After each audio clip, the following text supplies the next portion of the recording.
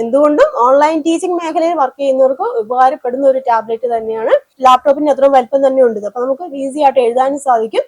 XP പെന്നിന്റെ deco 01V3 എന്ന് പറഞ്ഞിരിക്കുന്ന ഒരു പെൻ ടാബ്ലറ്റ് ആണ് നമ്മൾ നോക്കാൻ പോകുന്നത്.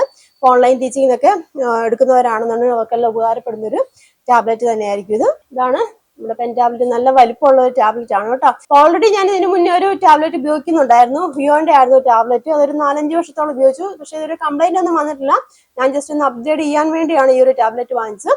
വിയോന്റെ ടാബ്ലറ്റ് ഇതാണ്. അതിനെ കമ്പയർ ചെയ്ത് നോക്കുകയാണെന്നുണ്ടെങ്കിൽ സൈസ് അല്ലെങ്കിൽ വർക്കിംഗ് ഏരിയ എന്ന് പറയുന്നത് ഒരുപാടുണ്ട്. ഈ ഹ്യൂന്റെ ടാബ്ലറ്റിനെ സംബന്ധിച്ചോളം ഇത്ര ഉണ്ടായിരുന്നുള്ളൂ അതിന്റെ വർക്കിംഗ് ഏരിയ എന്ന് പറഞ്ഞിരിക്കുന്നത്.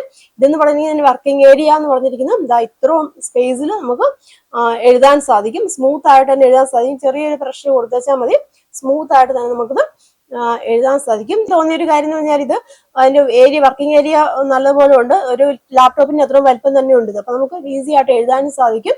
ഇപ്പൊ ഓൺലൈൻ ടീച്ചിങ് മേഖലയിൽ നിൽക്കുന്നവർ അല്ലെങ്കിൽ ഓൺലൈൻ ടീച്ചിങ് എടുക്കാൻ താല്പര്യമുള്ളവരൊക്കെ ആണെന്നുണ്ടെങ്കിൽ ഇങ്ങനെ ഒരു ടാബ്ലറ്റ് ഉണ്ടെന്നുണ്ടെങ്കിൽ വളരെയധികം ഉപകാരമാണ്.